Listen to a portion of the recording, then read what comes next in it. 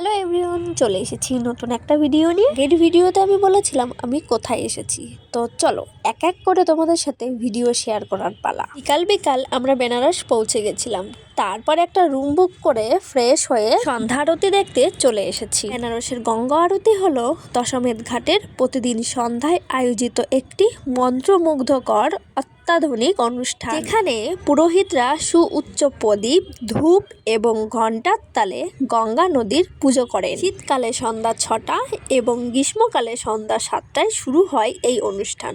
প্রায় 45 থেকে 60 মিনিট স্থায়ী হয়। নৌকা থেকে বা ঘাটের সিঁড়িতে বসে এটি দেখা যায়, কিন্তু দুর্ভাগ্যবশত আমরা যেদিন গিয়েছিলাম তখন এই ছাদে আরতি হয়েছিল। পৌরাণিক কাহিনী অনুসারে রাজা ভগীরথের প্রার্থনায় স্বর্গ থেকে মর্তে গঙ্গার অবতরণ এবং শিবের জটায় তাকে ধারণের ঘটনার স্মরণে এই আরতি করা হয়। যদিও প্রতিদিনের এই বিশাল আরতি অনুষ্ঠানটি 1991 সালের দিকে শুরু হয়েছিল, কিন্তু গঙ্গা পুজো এবং প্রদীপ জ্বালানোর প্রথা প্রাচীনকাল থেকেই চলে এসেছে। প্রাণ এবং ক্রিম রঙের পোশাক পরা তরুণ পুরোহিতরা বৃহৎ বহু স্তরযুক্ত তলের প্রদীপ এবং ধূপকাঠি ব্যবহার করেন।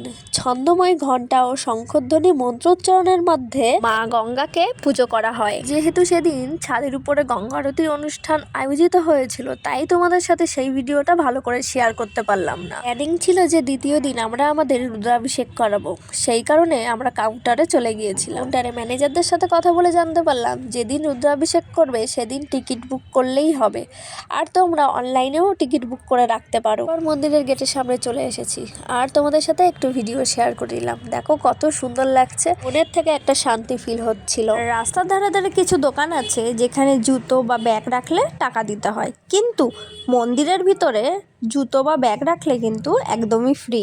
মেটালের জিনিস, চামড়ার ছোট ব্যাগ, বেল্ট কিছুই কিন্তু মন্দিরের ভিতরে অ্যালাউ নেই, কি ফোনও না। মন্দিরের বাইরে অনেক কাউন্টার আছে, সেখানে তুমি রাখতে পারো। আর হ্যাঁ, তোমাকে কিন্তু মনে রাখতে হবে তুমি কোন কাউন্টারে সবকিছু জমা রেখেছো। মন্দিরের ভিতরে তোমাকে ঢুকতে হবে খালি হাতে পায়ে। তুমি ক্যাশ টাকা রাখতে পারো, তবে খুচরো পয়সা হয়তো রাখা যাবে না। আমরা সেদিন সন্ধ্যায় বাবার দর্শন করেছিলাম। দর্শনের পরে বাইরে আমরা কিছুক্ষণ বসেছিলাম। বড় বড় টিভি স্ক্রিন লাগানো আছে, সেখানে বাবার কিভাবে পুজো হচ্ছে সেগুলোই দেখছিলাম। তো এই ছিল আমার ভিডিও, কেমন লাগলো জানিও। বাই, ভালো থেকো, সুস্থ থেকো সবাই।